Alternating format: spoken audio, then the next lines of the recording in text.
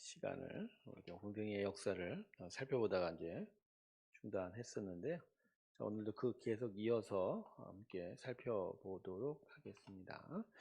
자, 지난 시간에 우리는 예수님의 가족 환경과 공생의 이전에 그분에서의 나사렛에서의 보통 사람으로서의 삶의 일들을 함께 살펴보았습니다.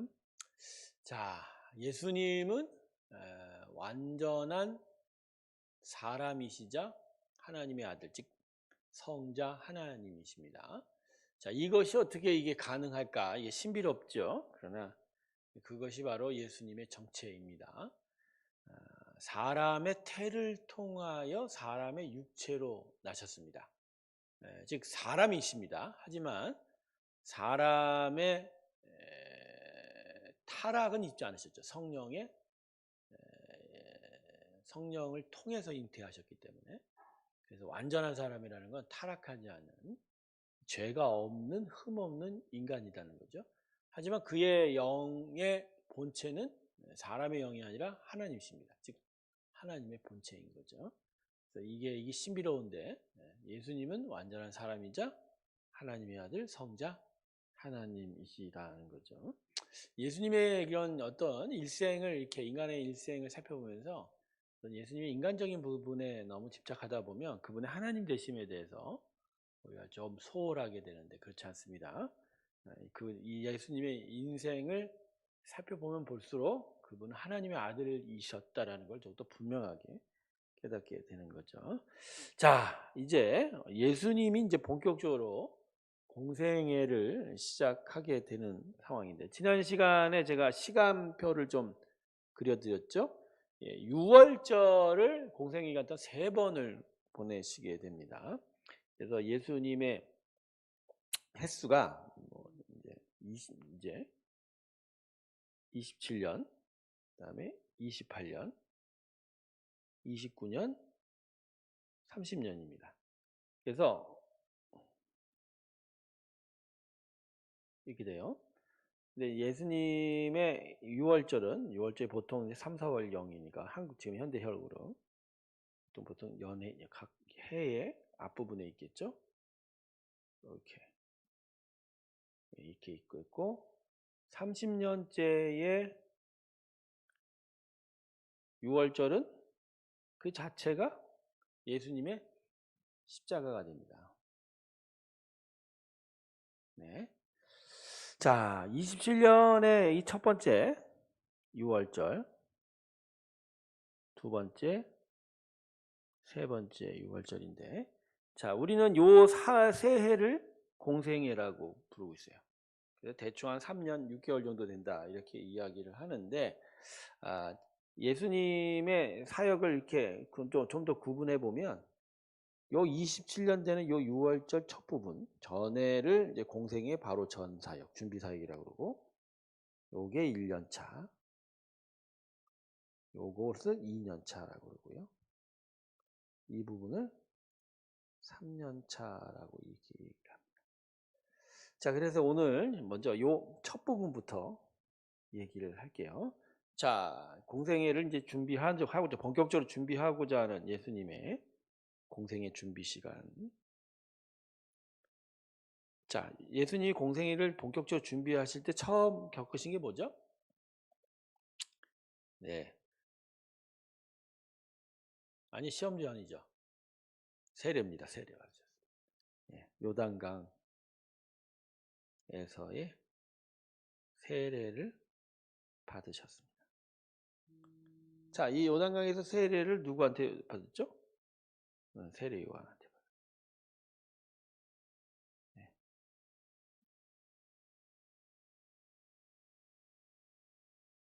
세례 요한한테 받았죠. 자, 이 요단강에서 세례 받으신 게 결국 뭐죠? 세례 받은 거. 이걸 뭐라고 이야기하죠? 이 땅에 왕으로 오심에 대한 확인입니다. 정확하게 얘기하면 왕이 즉위식입니다. 왕이 즉위식. 자, 예전에 이스라엘의 왕들이나 제사장은 기름 부음을 받습니다. 머리 위에 당대의 제사장들이나 선지자가 와서 하나님의 부르심, 택하심이 있다고 해서 성결한 기름으로 머리에 기름을 부음을 받죠. 그러니까 예수님이 세례 요한한테 세례 받은 건 세례 요한으로부터 무슨 뭐 지금의 그런 세례가 아니라 하나님이 택하여 이 땅에 진정한 왕으로 세우셨다라는 확인이 들어간 거예요. 네? 그래서 왕이 즉위식과 똑같은 거예요. 세례 요한한테 세례를 받았다. 근데 이 왕이 즉위식에 결국 이제 우리는 삼위일체 하나님이 함께 등장했다고 그러죠. 네. 성자 하나님은 거룩한 기름 부음을 받고 이 땅의 왕으로 오셨고, 성령 하나님께서 비둘기처럼 나타나셔서 거기에 하나님의 신적 기원을 함께 하셨고, 하늘로부터는 하나님의 음성이 들렸죠. 보라 나의 사랑하는 아들이라. 그래서 하나님이 분명하게 말씀하신 겁니다. 이 예수야말로 내가 이 땅에 참된 구원자로 보낸, 이 땅에 참된 평화의 왕이다라고 이야기합니다. 자, 이렇게 세례 요한으로부터 요란강의 세례를 받고 이제 본격적으로 메시아 사역의 시작을 하는데, 바로 메시아 사역을 하지 않죠. 어떻게 되죠? 네, 광야로 가셔서 40일간의 시험을 받으십니다. 광야로 가서 40일간의 시험을 받으십니다. 자, 장소는 어디냐면 여리고 성 건너편, 요단강 건너편이라고 알려져 있어요. 그래서 이 땅을 이제 모압 평지라고 그러는데, 모압 평지의 일부라고 이야기하고 있습니다. 자, 이 광야의 시험에서 몇 번 시험 당하죠? 3번 시험 당합니다. 자, 시험 내용을 아십니까? 네, 마태복음 이제 4장에 보면 분명하게 나타나 있죠. 첫 번째는 시험이 뭐죠? 하나님의 아들이거든 명하여 이 돌들로 떡이 되라. 돌로 떡을 만들어라. 두 번째 시험은 뭐죠? 하나님의 아들이거든 뛰어 내려라. 성에서 뛰어 내려라. 세 번째 시험은 뭐죠? 천하 만문구가 영광을 보여주면서 사단이 뭐라고 하죠? 내게 엎드려 경배하면 내게 주리라. 나에게 경배하면 다 너에게 주리라. 자, 근데 이 3번의 시험을 예수님께서 어떻게 극복하십니까? 사단아 물러가라 이러십니까? 네, 그렇게 안 하셨죠. 예수님께서 각각의 시험들마다 하나님의 말씀으로 물리치셨습니다. 왜 하나님의 말씀을 물리치셨을까요? 시험당하고 있는 본인도 하나님이신데, 그죠? 당신의 그냥 능력으로 물리칠 수 있는데, 예수님께서 하나님의 말씀으로 물리쳤던 건 이 공생의 시험에 가장 중요한 포커스가 뭔지를 알고 있는 거예요. 자, 지금 사단이 시험 거는 게 결국 뭐죠? 시험을 거는 가장 큰 트랩, 덫이 뭐냐고요? 그쵸. 그러니까 예수가 하나님인 것을 드러내라는 거죠. 즉, 드러내는 순간 예수는 성부 하나님의 뜻에 순종하는 자가 아니라 자신의 영광을 구하는 자가 돼요. 자, 근데 그게 뭐가 문제냐? 문제죠. 이렇게 되면 성부 하나님이 원하시는 십자가 사역을 할 수 없습니다. 예수님은 어린 양으로서 십자가에 달리셔야 돼요. 하나님의 말씀에 순종하여 자신을 철저하게 내어주어야 됩니다. 죄의 값으로. 그러려면 처음부터 이 사역은 오직 성부 하나님만 바라보며 나아가야 돼요. 자기 자신의 존재, 정체가 중요한 게 아니라 자기 영광은 구하지 않고 하나님의 영광을 구하는 일들이 중요했던 거죠. 그러니까 이러한 사단의 시험에 대해서 예수가 자신의 능력으로 깰 수가 없는 거죠. 성부 하나님의 말씀으로. 자, 돌로 떡을 만들려고 하니까 뭐라고 하죠? 사람이 떡으로만 살 것이 아니라 하나님의 입으로 나오는 모든 말씀으로 살 것이라. 성에서 뛰어내려라. 그럼 천사가 너를 붙잡아 주리라 했더니 뭐라고 그러죠? 주 너의 하나님을 시험하지 말라. 마지막 세 번째는 뭐죠? 사단아 물러가라. 주 너의 하나님께 경배하고 다만 그를 섬기라 합니다. 나는 하나님만 섬긴다. 이 40일간의 시험을 통해서 여러분 사단은 물러갔습니다. 예. 근데 여러분 이 40일 동안 예수님 한 끼도 안 드셨습니다. 이 시험에 이 시험이 뭐와 동반되어 갔죠? 금식 시험이요. 금식 시험. 야, 여러분 40일 동안 금식하는 거 이거 쉽지 않습니다. 근데 예수님은 그걸 통과하신 거예요. 결국 이러한 시험을 통해서 결국 뭐가 이루어진 거죠? 이 시험을 통해서 예수님의 순종, 인내, 헌신이 준비가 된 거예요. 준비가 된 거예요. 자, 이 40일이라는 거, 이거 숫자. 근데 왜 꼭 40일이어야 되냐? 왜 40일이냐? 여러분 성경을 보면요. 40일이 나오는 사건이 꽤 많습니다. 40일이 나온 사건이 꽤 많아요. 여러분이 기억하는 40일, 성경의 40일과 관련된, 40과 관련된 사건들을 한번 들어보십시오. 예수님의 40일 시험 말고 40일이 또 뭐 있죠? 40일이 뭐가 있겠죠? 첫 번째는 노아 홍수 때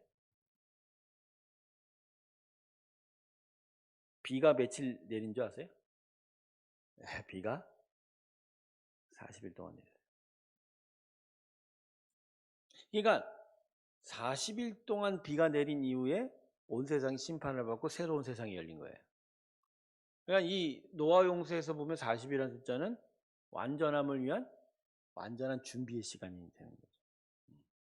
자, 그런 점에서 1세대 이스라엘 백성이 광야에서 1세대 출애굽 백성 광야에서 몇 년 유랑했습니까?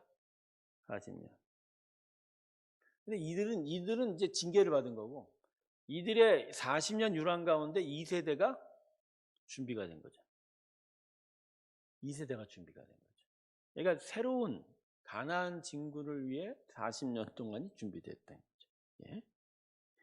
모세가 십계명을 받을 때 시내산에 며칠 동안 올라가 있었습니까? 40일 동안 올라가 있었어요. 네. 그리고 내려왔더니 금송아지 막 그래갖고 돌판을 깨뜨렸지 않습니까? 그 다시 돌판 얻으러 올라갔을 땐 여전히 40일이었는데 이때 모세가 40일 동안 금식을 했다고. 그러니까 이런 40이라는 숫자, 완전한 준비, 어떤 기다림 그런 거 관련된. 그래서 사실 40일도 이 숫자도 완전수예요. 왜냐하면 동서남북의 사방과 곱하기 완전수 열이 합쳐진 거라서.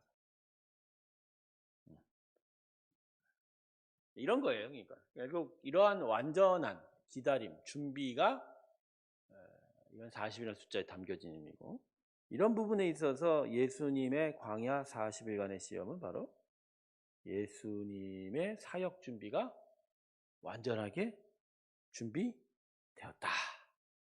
자, 이로부터 예수님은 이제 본격적인 이제 공생애를 이룰 수 있었다. 이렇게 이야기할 수가 있는 거예요. 자, 그래서 이 광야 40일의 사역을 마치신 이후에 드디어 예수님의 공생애가 시작이 됩니다. 자, 공생애 1년차가 진행이 됩니다. 공생애 1년차. 자, 공생애 1년차. 자, 공생애 1년차의 첫 번째 사역이 뭐였을 것 같습니까? 네, 가나 혼인잔치인데 그것보다 먼저 5 제자를 부르신 게 성경적으로는 먼저입니다. 공생의 1년차는 대충 갈릴리에서 시작했어요. 갈릴리죠. 즉 나사렛을 포함한 예수님이 사셨던 그 지역에서 진행이 됐고요. 갈릴리 지역의 첫 번째 진행이 됐던 사역이 5 제자를 먼저 불렀습니다. 자, 여러분, 예수님이 12사도를 세웠지만, 그죠? 예수님의 제자들은 숫자가 꽤 많습니다. 가장 핵심적인 제자가 12제자고, 그죠? 그 이상을 넘어가면 70인 제자라고 얘기하고, 또 그것을 넘어서면 200명, 또 500명, 1000명까지 남은. 그러니까 이렇게 단계별로 제자의 그룹들이 있습니다. 그런데 특별히 12사도를 부를 때 한 번에 부르시지 않았어요. 한 번에 부르죠. 계속 공생애를 하면서 한 사람 한 사람씩 부른 거예요. 근데 이 사역을 시작하면서 5명을 미리 불렀습니다. 자, 여러분, 5 제자가 누굴까요? 그 이름이 베드로, 그의 형제 안드레, 야고보, 그의 형제 요한, 독특하게 마태를 불렀습니다. 이 5명을 제자로 불렀습니다. 그리고 나서 첫 번째 기적을 베푸신 게 가나의 혼인잔치입니다. 가나의 혼인잔치.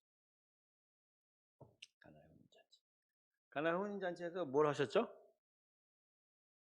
포도주를 물로 바꾸어 주셨습니다. 제가 이걸 가지고 여러분과 함께 설교를 한 2번 했었습니다만, 가나 혼인잔치의 결국 메시지는 하나입니다. 이 땅의 기쁨은 사라졌다. 그러니까 포도주가 사라진 것을 메타포로 해서 이 땅의 기쁨, 이 땅의 참된 복은 사라졌다. 그걸 새롭게 만들어줄, 새로운 기쁨을 줄 분은 오직 물로 포도주를 만드신 예수님이다. 이렇게 얘기한 거죠. 그러니까 가나 혼인잔치에서 기적을 베푸면서 예수님은 이 땅에 선포하신 거예요. 이 땅에 고통만이 가득했는데 이제는 나로 인하여 기쁨이 들어오게 된다. 이렇게 얘기하시는 거죠. 자, 그런데 이때 갈릴리 지역에서 사역했을 때 갈릴리 지역에서 사역 중심지가 어디냐면 가버나움. 그러니까 갈릴리 지역에서 예수님이 주로 사역한 데가 가버나움입니다. 자, 근데 생각해 보십시오. 예수님이 태어난 건 베들레헴이지만 예수님이 유년기부터 계속하여 자신의 삶의 터전을 삼은 건 어디죠? 나사렛이잖아요. 근데 왜 나사렛에서 사역을 하지 않고 가버나움으로 갔을까요? 예, 이게 우리가 익히 아는 내용이지 않습니까? 나사렛에서 인정을 못 받았어요. 저 목수 아들 아니야. 제가 뭔 저런 일을 한다고 그러지? 처음부터 뭐 하나님의 아들이라는 뭐 그런 기대도 없을 뿐만 아니라 그냥 어떤 그죠 선지자로서 하나님의 말씀과 축복을 전할 때 전혀 권위를 인정받지 못한 상황. 그러니까 예수님은 나사렛에서의 삶의 사람들의 편견, 선입관 그런 부분들에 대해서 생각하셔서 새롭게 가버나움은 나사렛의 정반대 지역입니다. 갈릴리 호수를 건너가야 돼요. 가버나움에서 사역을 하십니다. 자, 이렇게 가나 혼인잔치를 하시고 난 이후에 첫 번째 유월절을 섬기러 예루살렘에 올라가셨습니다. 자, 그래서 이때 예루살렘에 올라가셔서 하신 일이 뭐죠? AD 27년 6월절 날 예루살렘에 올라가셔서 뭘 하셨죠? 자, 여러분 우리가 선입관에 잡혀 있는 게 고난주간의 첫날 종료주일에 들어가시고 그 다음날 성전 들어가서 성전 정화 사건을 일으키신 걸로 알고 있지만 예수님의 성전 정화는 한 번이 아니라 2번입니다. 첫 번째 공생의 그 27년 6월절에 성전에 올라가셔서 이때 예수님 뭘 하셨습니까? 성전 정화를 하셨습니다. 이때 똑같습니다. 가서 환정산들을 꾸짖고 장사치들 내어 쫓고 강도의 소굴로 만들었다 질책하시고 제사장과 바리새인들에게 날선 메시지를 정하셨습니다. 성전 정화를 하셨던 거죠. 자, 이때 성전 정화를 하고 나서 일이 나타납니다. 어떤 일이 나타납니다. 예루살렘에 올라 성전 정화를 하고 나니까 산헤드린 공의회의 의원이었던 니고데모가 예수에 대해서 감동을 합니다. 그래서 니고데모가 예수를 찾아옵니다. 자, 근데 예수를 찾아왔을 때 니고데모가 낮에 왔게요? 밤에 왔게요? 네, 왜 밤에 왔습니까? 왜 몰래 왔습니까? 왜 몰래 왔냐고요? 주변을 의식한 거죠. 밤에 찾아왔습니다. 주변을 의식합니다. 왜 의식하죠? 아까도 제가 했지만 니고데모는 산헤드린 공의회 의원입니다. 즉 지금식으로 말하자면 유대 지역의 자치 의결기구 국회의 국회의원이라는 거죠. 그러니까 나름 지위도 있고 명망도 있고 그러다 보니까 예수와 함께 만나는 것을 통해서 자신이 불이익을 얻을까를 두려워했던 거죠. 그래서 밤에 찾아온 거예요. 근데 이런 니고데모가 나중엔 변합니다. 예수님이 십자가에 죽으신 이후에 예수님의 시신을 이제 장례를 지를 때 두 사람의 산헤드린 공회의원이 나타나죠. 첫 번째가 아리마대 요셉. 자신의 집안 새 묘시를 예수께 드리고 그리고 이 니고데모가 등장해서 왕의 장례식이나 사용될 만한 큰 장례 용품을 가지고 와서 예수님을 장사지냅니다. 근데 이때는 니고데모가 아예 자기를 드러내죠. 난 이제 예수의 사람이다. 모든 사람들한테 자기 자신 드러내요. 3년 동안 니고데모가 변해버려요. 니고데모의 변화가 우리의 변화로 이어지기를 주님의 이름으로 축원합니다. 아멘. 자, 그래서 니고데모가 왔어요. 왔는데 결국 뭘 물어봤죠? 뭘 물어봤어요? 영생을 물었습니다. 참 대단합니다. 예수님이 천국 복음을 선포한 지가 얼마 안 됐는데 니고데모 이걸 듣고 복음을 듣고 와서 가장 중요한 핵심 주제를 물어봅니다. 이런 어떤 그러니까 니고데모 자체가 아주 대단한 사람이었다라는 걸 얘기합니다. 근데 이 영생을 물어봤을 때 예수님이 뭐를 얘기하시죠? 중생, 다시 태어남, 거듭 태어남. 이 부분을 니고데모가 그죠? 이해를 못하자 예수님이 다시 가르쳐주죠. 그래서 물과 성령으로 다시 태어나야 된다 이렇게 얘기하죠. 여러분 물과 성령으로 다시 태어나는 게 뭐죠? 이거 가지고 요새 이전 이상한 사람들이 물 세례니 또 성령 세례니 뭐 이렇게 나누는데 그거 아닙니다. 물과 성령은 하나예요.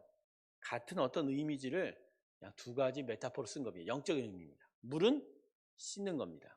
성령은 생명을 얘기합니다. 즉 우리 안에 죄악이 씻겨 나가고 새로운 생명의 영이 들어올 때 우리는 다시 태어날 수 있다. 이게 바로 구원이다라는 얘기죠.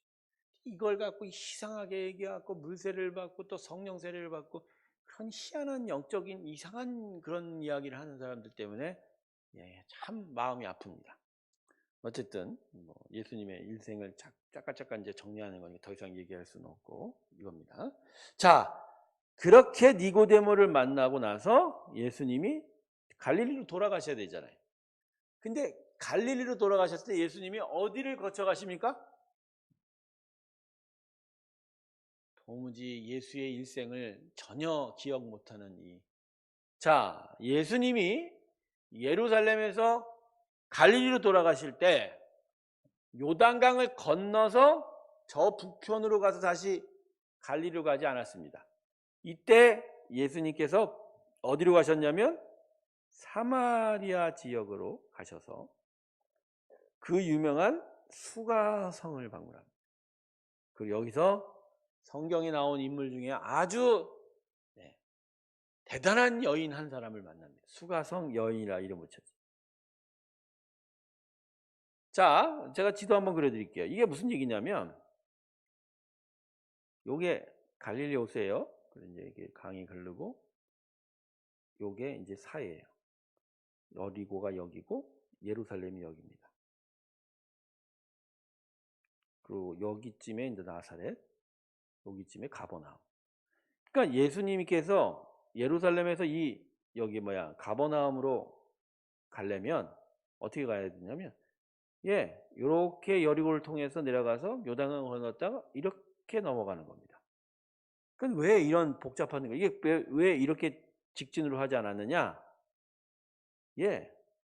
요 지역이 이른바 사마리아 지역이라고 해서. 여러분, 이스라엘의 분열 왕국 역사 마지막 혼돈의 시대를 우리가 이야기하지만 북이스라엘 왕국이 먼저 망하죠. 아수르 제국이 망할 때 아수르 제국이 사마리아에 있는 북이스라엘 백성을 많이 바벨론을 끌고 가고 나서 그 적에 아수르 사람들을 데리고 이주시킵니다. 그렇게 이주한 자들이 남겨진 이스라엘 백성과 혼혈을 하게 돼요. 그래서 사마리아 지역은 혼탁한 땅이 되었다. 그래서 이 남쪽 유다 지역에 있는 사람들이 이 사마리아 지역을 안 좋아합니다. 저기는 더럽다. 저기는 더럽다. 그래서 사람들이 이 갈릴리 지역을 가려면 이렇게 돌아간 거예요. 이 지역을 안 가고 싶어서. 안 가려고 한 거예요. 그런데 예수님이 지금 어떻게 하시다고요? 이 지역을 직진하신 거예요. 왜요? 왜 직진했죠? 이 여인 만나려고. 수가성 여인 만나려고. 그러니까 예수님의 구원의 은혜, 하나님이 우리를 향한 부르심은요, 상상 예상 바뀝니다. 우리가 예측하지 않는 방식으로 들어옵니다. 그리고 우리를 찾으시고자 그 모든 난관을 뚫고 들어오시는 분이 우리 하나님이십니다. 할렐루야. 그 은혜가 바로 이 수가성 여인에게. 결국 수가성 여인에게 찾아가셔서 결국 어떻게 하시죠? 구원의 은혜를 베푸시죠. 구원의 은혜를 베풉니다. 근데 수가성 여인이 예수님을 만났을 때 처음은 어려워했죠. 막 퉁퉁거리고 말입니다. 그러나 이 퉁퉁거리는 여인에게 결국 예수님께서 자신의 신성, 어떤 신적 권위를 드러낼 수밖에 없었죠. 도대체 말을 안 들으려고 하니까. 그래서 뭐라고 얘기하죠? 네가 남편이 5명 있었구나. 지금도 살고 있는데 마음에 안 들구나. 거기에 이제 수가성 여인이 놀라 뒤로 자빠지게 돼요.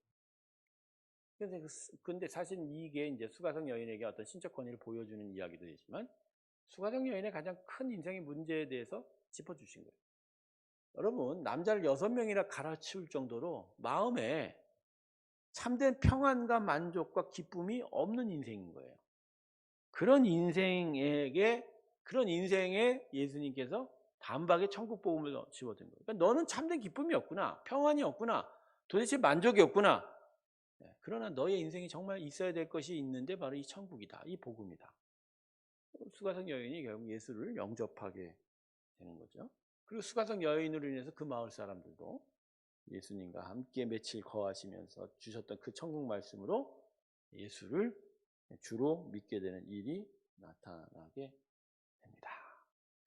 자, 이러고 나서 이제 사마리아 지역으로 돌아오시죠. 그러니까 갈릴리 지역으로 돌아오셔갖고 수많은 치유 사역을 본격적으로 일으키십니다.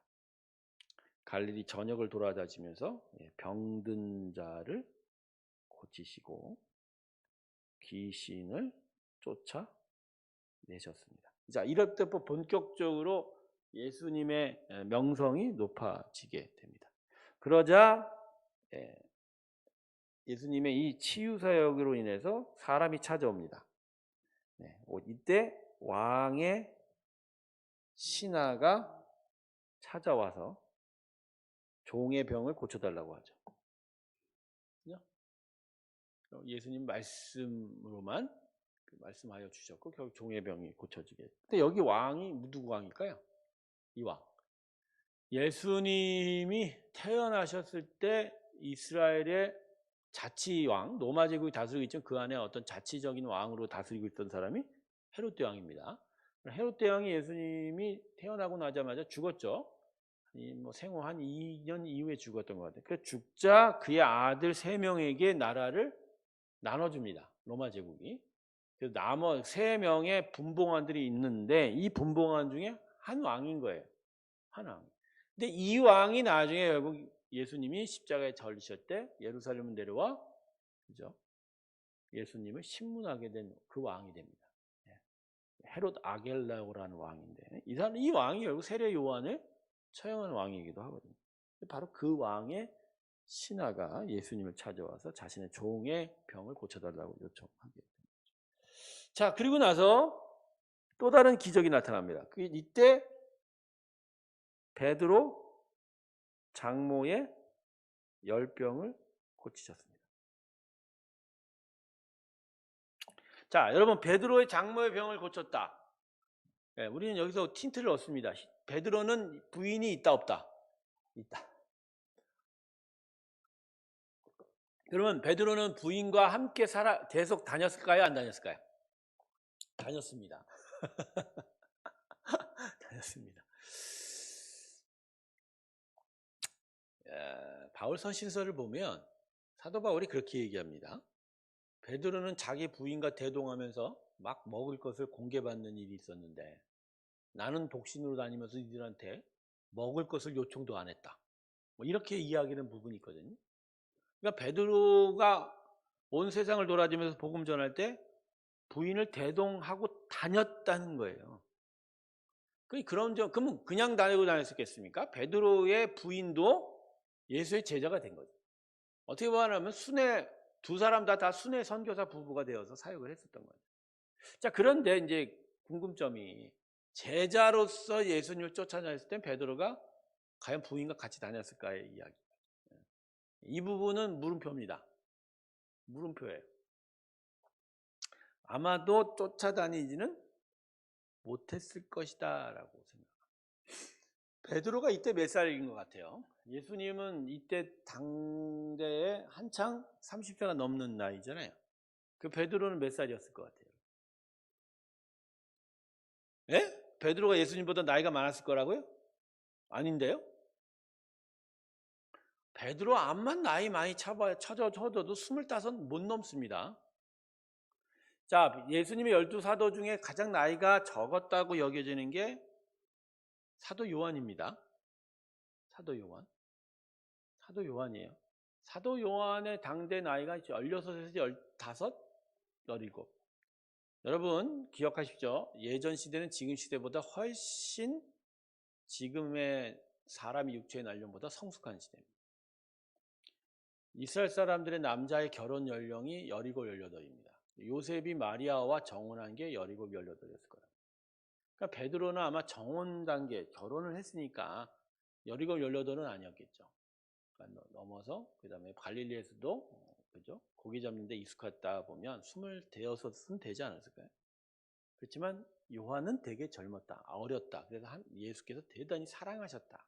스스로도 자기가 요한복음에 하나님의 예수님이 사랑하는 자라고 자기를 소개하지 않습니까? 사랑에 대한 어떤 단어를 되게 많이 쓰는 사람이 사도 요한인데 아마 17, 18 정도는 되지 않아요. 그 정도보다 더 어렸지 않았을까.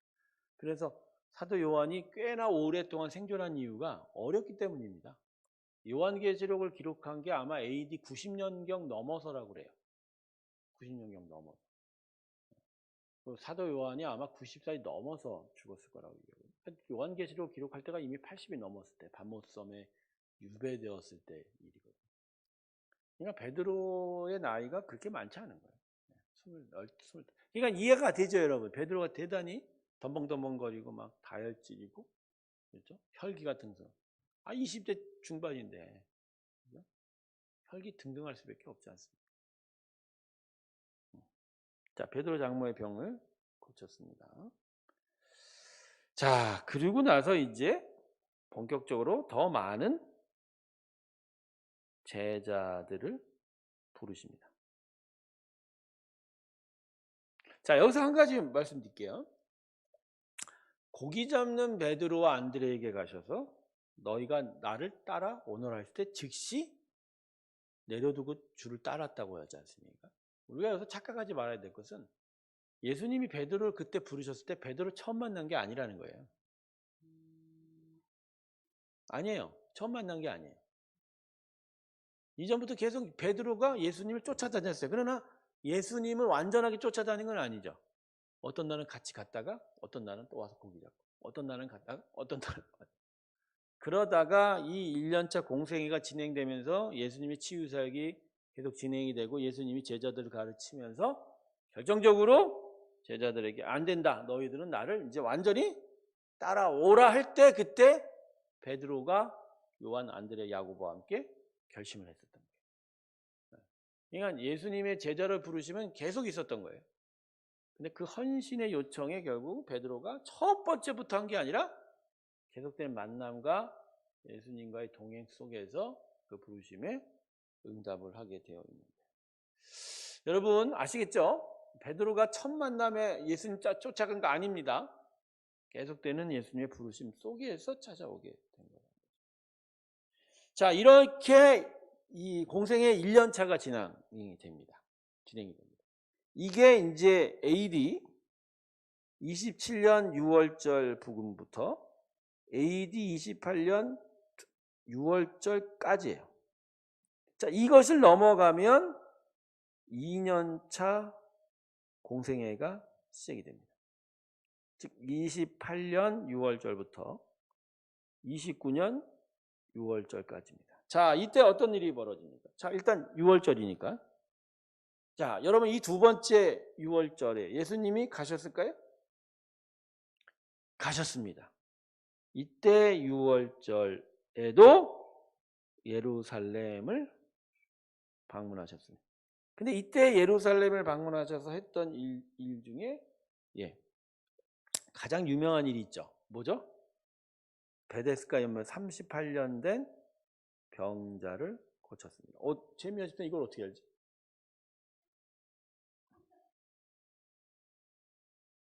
자, 여러분 이 강의 듣고 계신 분 지금 현재 유튜브 강의 동시 접속자 수가 2명인가 3명인데 저도 접속하고 있으니까 1명이나 2명이 보고 있는 거죠. 야, 지금 이 시간에 이걸 보고 있는 여러분은 정말 하나님의 그냥 축복을 받을지어다. 이 시간 이걸 동시 접촉을 하고 계십니다. 자, 38년 된 병자를 베데스다 연못에서 고쳤습니다. 근데 여러분 이 38년 된 병자 이 베데스다 연못에서 고친 일의 가장 핵심적인 메시지가 결국 뭐죠? 그 기사를 보면 기록을 보면 잘못된 전승이 있지 않습니까? 천사가 내려와 날개짓으로 물을 진동시킬 때 그때 처음 물에 들어가면 병이 나을 것이다. 근데 이거 사단의 뻥이라고 얘기했죠. 거짓말이라고. 온천은요 가끔 뽀글뽀글 올라옵니다. 물이 진동해요. 근데 그런 약용 효과가 있어서 거기다 몸에 물 담그면 뭐 가벼운 병들은 잘 낫게 되겠죠. 그러나 중요한 건 이런 가짜 전설을 만들어 놓고서 사람들이 여기에 매이게 만든 거죠. 매이게 만든 거죠. 그럼 만약 성전 옆에 붙어 있는 게 베데스다 연못인데 결국 뭐 물리적이고 의학적인 효과는 어때? 결국 치유의 주권자이신 하나님을 향하여 예배하고 하나님께 나아가는 일들이 필요한 건데 그 일들에 대해서 점점 거리가 멀어지게 하고 그걸 도외시하게 하고 외면하게 하고 오직 그런 전설에 매이게 하는 사단의 괴력이 여기 숨어져요. 여러분 우리의 모든 병을 고치시는 분은 약이 아니라 의사가 아니라 누굽니까? 하나님이죠. 그 하나님의 은혜 안에 때로는 약도 사용하시고 또 인간의 의학도 발전시키셔서 의사를 통해 고치시기도 하고 여러 의료기기의 도움도 받겠지만 그러나 병을 고치시는 원동력, 근원자는 누구시죠? 우리가 약을 먹을 때 그 약이 우리한테 입에 들어가 나에게 소화돼서 그 약효가 발휘되게 만드는 과정 속에서 누가 작용하세요? 하나님이 작용하세요. 이걸 여러분 꼭 기억하셔야 됩니다. 꼭 기억하셔야 돼요. 여러분 그렇다고 해서 나는 병을 낫게도 하고 오직 하나님의 은혜만 바란다. 그런 믿음이 필요하긴 하지만 그러나 의학, 의술, 기본적으로 하나님이 이 땅에 주신 선물이에요. 그건 구원에 대한 선물이 아니라 인간의 육체의 연약함을 돌보시고자 하는 하나님의 긍휼의 선물이에요. 그걸 도외시할 필요가 없어요. 받으라고, 사용하라고 준 건데 적절하게 사용하면 되죠. 중요한 건 적절하게 사용하는 거예요. 거기에 매이고 그것만이 다라고 생각하면 안 되는 거죠. 치료하시고 고치시는 근원은 오직 하나님이십니다. 할렐루야. 그걸 마음에 기억하셔야 돼요. 자, 이렇게 예루살렘에 갔다 오시고 나서 예수님이 12 제자를 확정하십니다. 공생애가 1년이 지나면서 예수님이 자신을 따라오던 자들 중에 12제자를 확실하게 정하시고, 확실하게. 12제자 이름은 여러분 잘 아시죠? 성경에 여러 가지로 이제 다르게 기록되어 있는 부분이 있는데, 여러분 그렇지 않습니다. 우리 교회 4층 소예배실에 가면 12제자 이름이 잘 기록이 되어 있습니다. 저도 12제자 이름은 지금 성경 보지 않고는 기억 못합니다. 기억 못합니다. 자, 이때 예수님이 다시 갈릴리 지역에 오셔서 산상수훈을 가리키십니다. 산상. 여러분 산상수훈이 뭐죠? 산 위에서 교훈을 가르쳤다. 천국 복음을 가르쳤다는 거지 않습니까? 근데 왜 산 위죠? 갈릴리 지역이 산이 많아서 예수님께서 그들을 데리고 산에 좀 더 평지보다 높은 곳에 가셔서 예수님 제자 자신을 따라온 자들을 향해서 복음을 가르치십니다. 산상수. 이때 이제 산상수훈의 내용들이 이제 마태복음에 잘 기록이 되어 있죠. 자, 이때 또 치유 사역도 같이 진행이 되는데 백부장의 종을 고쳤습니다. 그죠? 귀신을 쫓아내셨고, 이때 이제 바다를 잠잠케 하셨죠. 이때 제자들이 갈릴리 호수를 건너는 가운데 풍랑이 있자 막 두려워하는 가운데 예수님께서 잠잠하라 했을 때 풍랑과 갈릴리 호수가 생기게 되죠. 자, 그리고 나서 회당장 야이로의 딸을 고쳐줍니다. 그런데 이 해당장 야이로의 딸을 고쳐가는 과정에서 또 하나의 에피소드가 있습니다. 그게 뭐죠? 이방 여인이 예수님의 옷자락을 붙잡게 돼요. 그래서 결국 여기서 여차저차해서 예수님은 이방 여인도 고쳐주게 되시죠. 자, 이럴 때 이때 큰 사건이 하나 벌어지는 게 세례 요한이 처형이 됩니다. 세례 요한이 처형이 됩니다. 자, 그리고 나서 예수님은 제자들을 본격적으로 전도 여행을 보내셨습니다. 자, 이것이 이제 두 번째 공생의 해입니다. 자, 그리고 나서 이제 세 번째 공생의 시간이 되는 거죠.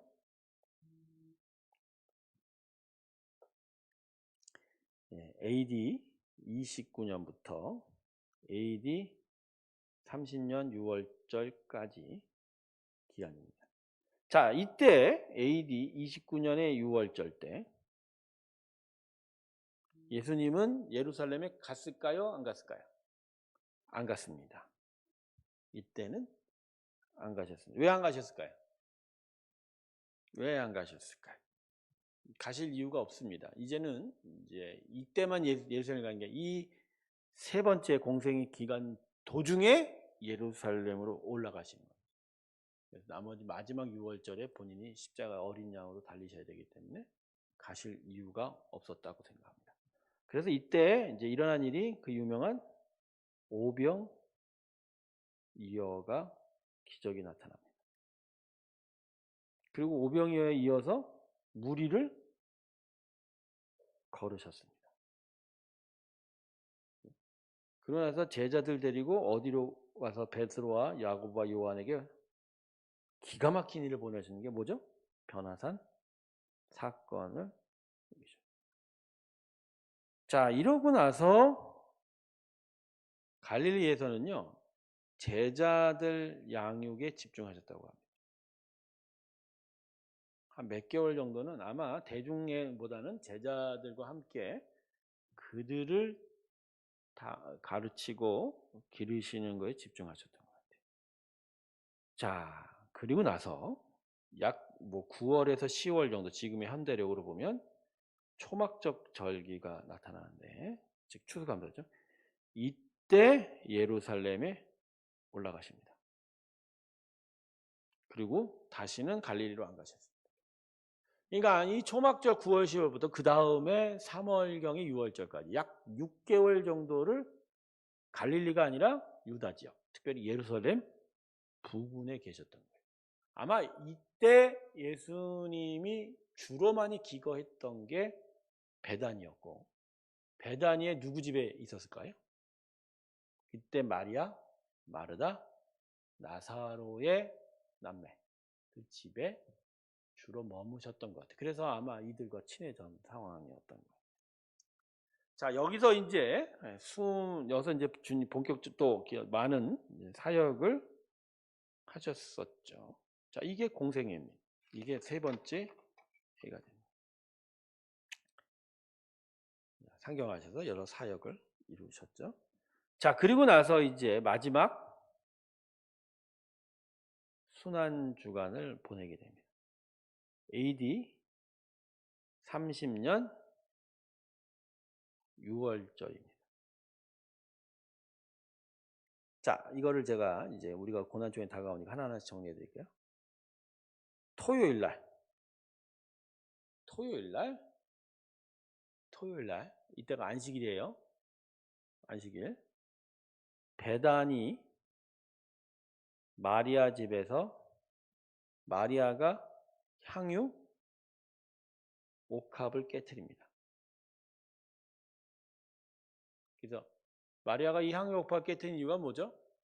미리 예수님의 죽음을 미리 기념한 거예요. 미리 기념. 그러니까 예전에 이스라엘 사람들의 장례는요, 죽으면 그날 즉시 장례 치렀어요. 무덤에도 넣었는데, 무덤에 넣을 때 아마도 향유를 발랐던 것 같아요. 그 다음에 썩지 많게 하려는 여러 부장품도 같이 넣고. 아마 그것 때문에 예수님 위에 마리아는, 물론 마리아는 예수님을 막 거룩하게 한다고, 구별한다고 머리 위에 향유옥합을 깨뜨렸지만, 이거는 또 장례 풍수를 보면 죽은 자의 시체를 맨 몸을 바른 것과 똑같은 거예요. 자, 토요일 날 이런 일이 있었고요. 그 다음 일요일 날, 우리로 말하면 주일이죠. 예수님이 예루살렘성 입성을 하십니다. 근데 이제까지 예수님이 예루살렘에 몇 번을 왔다 가셨지만 이날같이 입성하지 않아서 그냥 걸어서 조용히 제자들과 함께 예루살렘 성전을 가셨지만 이날은 달라요. 이날은 예수님께서 제자들하고 같이 들어가시되 떠들썩하게 들어가십니다. 그리고 이날은 그냥 걸어 들어가지 않고 뭘 타셨죠? 나귀를 타셨죠. 근데 예수님이 들어올 때 이스라엘 사람들이 환호성을 질렀다는 거예요. 왜 환호성을 질렀을까요? 이때는 소문이 났습니다. 어떤 소문이요? 자, 예수님이 이미 6개월 전부터 예루살렘 근처에서 사역을 하고 있었어요. 더 많은 소문이 퍼졌죠. 그 와중에 결정적인 한 방이 있었어요. 그게 뭐냐? 죽은 나사로를 살린 거. 이게 가장 컸어요. 그리고 저 갈릴리 북쪽에서 오병이어 또 7병이어까지 벌친 그런 기적을 베푸신 것까지 소문이 다 났어요. 그러다 보니 예수님이 계속 아마 이때는 계속 예루살렘 왔다 갔다 하며 성전을 오고 갔었을 건데 예수님을 알아보는 사람도 있었을 거예요. 외양을. 근데 이날만큼은 예수님이 갑자기 나귀 타고 들어오자 많은 사람들이 왕으로 섬기게 되었다. 자, 그리고 나서 그 다음날 월요일 날 2차 성전 정화 사건이 일어납니다. 2차 성전 정화 사건. 이날은 하루 종일 성전에 계셨습니다. 성전을 정화하셨습니다. 자, 그 다음날 화요일은 또 성전에서 오져가셨는데 변론의 날입니다. 이날은 제사장 그룹과 바리새인들과 복음에 대해서 토론하기 시작했습니다. 계속 그들을 질책하고 흠을 잡으려는 그들을 향해서 하나님의 마음을 깨닫게 하고. 근데 이날 성전을 나와서 감람산에 올라가셨어요. 여러분, 감람산은요, 자, 예루살렘이 이렇게 생겼다면 예루살렘 성은 이런 식일 거예요. 옛날 예루살렘은 이런 식의 옛날 요게 이제 다윗성이거든요. 요 정도가. 그리고 요 언덕이 이제 성전입니다. 옛날 모리아 언덕이라고 해서 성전 안에 바위가 있었다고 제가 말씀드렸죠. 이 바위가 유명한 바위죠. 무슨 바위입니까? 아브라함이 이삭을 바쳤던 바위라고. 요 성전. 요 성전 건너편을 감람산이라고 합니다. 올리브산. 자, 그러면 골고다 언덕은 어딜까요? 골고다 언덕. 골고다 언덕은 요쪽 바깥입니다. 성전 옆에 로마 군대 요새가 있었다고 그러고, 그리고 여기에 이제 관청들이 모여 있다고 얘기합니다. 그래서 예수님이 붙잡히실 때 감람산에서 붙잡혀서 요 관청을 들어갔다 로마군 요새에서 매를 맞고 빌라도의 처형을 받고 이렇게 골고다 언덕으로 이동. 동쪽에서 서쪽으로 이동. 어쨌든 지금 성전에 들어갔다가 예수님께서 감람산으로 가셨어요. 근데 이 감람산에 가서 슬피 우셨어요. 왜요? 예루살렘이 망할 것을 예언하시고. 왜 망할 걸 예언하셨죠? 성전에 바리새인과 제사장들이 하도 희한한 얘기들을 하고 그 안에 하나님이 없으니 이들을 하나님께서 심판하실 거라. 그리고 여기서 그죠? 말세의 징조에 대해서 가르치셨어요. 자, 그러고 나서 이제 화요일입니다. 수요일 날.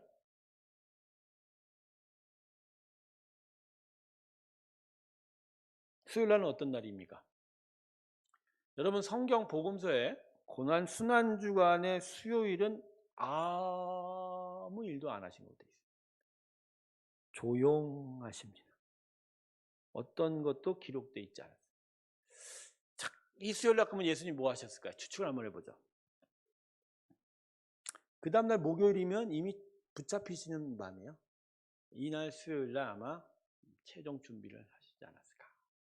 베다니에서 머물면서 조용히 하나님과의 기도, 독대를 하지 않았을까 그렇게 생각해 봅니다. 자, 그 다음에 목요일은요. 네. 목요일은 저녁 때 오후에 6월절 만찬을 하게 되죠. 그러나 6월절 만찬 끝나자 밤에 어디로 갑니까? 감람산 겟세마네 언덕으로 기도하러 올라가시죠. 그리고 나서 체포됩니다. 여기서 체포. 그 체포가 돼서 결국 어디로 가죠? 자, 그날 밤에 체포가 되면 어디로 갔습니까? 대제사장한테 갔습니다. 대제사장한테 갔고 이 대제사장한테 간 이후에 다시 어디로 가냐면요. 산헤드린 공회를 갑니다. 자, 이때 대제사장이 안나스가 아니라 가야바거든요. 근데 가야바는 안나스의 사위입니다. 그러니까 처음에 갔을 때는 가야바로 갔고요. 두 번째는 안나스한테 불려갔는데 안나스는 전임 대제사장으로서 산헤드린 공의회를 움직이는 실력자였던 것 같아요. 아마 이때 산헤드린 공의회 의원들 다 불렀던 것 같아요. 그래서 대제사장한테 가서 신문을 받고 다시 산헤드린 공의회 가서 신문을 받고 그리고 산헤드린 공의회는 이 예수님을 어디로 보내죠? 당시 예루살렘에 와 있었던 시리아 총독부의 예루살렘 지역 행정장관 이렇게 불러야 됩니다. 그러니까 빌라도 총독이라 불리는 게 뭐 그렇게 틀린 건 아닌데 원래 총독은 아니에요. 총독 밑에 있는 행정장관일 뿐이에요. 그렇지만 이 빌라도한테 보냈고 빌라도가 죄가 없자 다시 누구한테 보냅니까? 헤롯 왕한테 보내요. 헤롯 왕은 다시 누구한테 보내죠? 빌라도에게 보냅니다. 자, 그러니까 그날 밤에 신문을 몇 번을 당한 거예요? 한 번, 두 번, 빌라도 세 번, 헤롯 네 번, 다시 빌라도 5번을 신문을 당한 거예요. 그럼 마지막 빌라도 법정에서 어떤 일이 벌어지죠? 죄가 없는데 자꾸 죄를 주려고 그러니까 풀어주려고 빌라도가 그래서 당시 명절에는 큰 죄인 하나 풀어주는 전례가 있었는데 바라바라는 강도가 있는데 바라바를 풀어줄까 예수를 풀어줄까 했더니 사람들이 뭐라 그러죠? 바라바를 풀어줘. 그래서 결국 예수님은 처형을 언도받고 로마군 막사에서 태형을 받습니다. 태형. 채찍으로 맞게 됩니다. 이때 맞은 횟수가 40대입니다. 이미 피를 많이 흘리고 체력의 절반 이상을 다 소진했던 거예요. 자, 체형을 맞고 나서 어디로 가죠? 골고다 언덕으로 갑니다. 이때 이제 십자가를 지고 가죠. 여러분, 십자가가 지고 갈 때 십자가를 두 개를 다 지고 가지 않습니다. 가로대만 지고 갑니다. 세로대는 이미 십자가 처형에 있는 데 있고, 가로대를 지고 가서 가로대에다가 가고 하면 가로대 양팔에다가 못을 박고, 그리고 그 세로대에다가 가로대를 세우고 난 다음에 마지막으로 세로대 밑에 있는 발목에다가 못을 박게 됨으로써 십자가형이 진행이 되게 됩니다. 이날이 바로 금요일입니다. 자, 지금 아까 얘기했던 목요일이었죠? 그러나 새벽녘 넘어서 신문을 받고 오면서 결국 처형이 금요일에 된 거죠. 자, 금요일 날 결국 십자가에 몇 시에 올라가셨죠? 오전 9시. 그 운명은 오후 3시.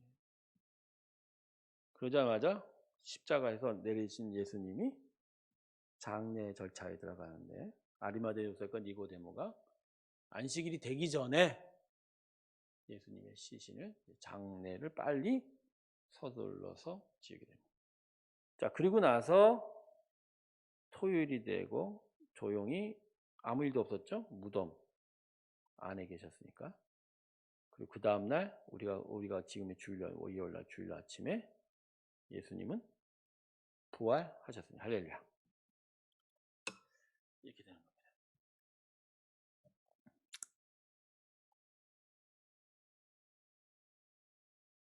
자, 여기까지가 예수님의 공생의 3년 6개월 마지막 순환주간의 일정입니다. 짧게 좀 살펴보았지만 예수님은 완전한 준비를 해 가시면서 결국 십자가의 어린 양으로 올라가셨습니다. 자, 오늘 이 시간의 마지막 내용은 다음 시간에 좀 연결해서 잠깐만 마무리하고 그 다음 시간들을 가져보도록 하겠습니다. 자, 마치겠습니다. 기도하겠습니다. 감사합니다. 하나님, 예수님의 그 가신 길, 우리를 위한 십자가의 어린 양 되시고자 한 그 길, 정말 귀한 그 거친 길을 예수님은 성부 하나님에 대한 순종과 우리를 향한 사랑으로 이겨내셨습니다.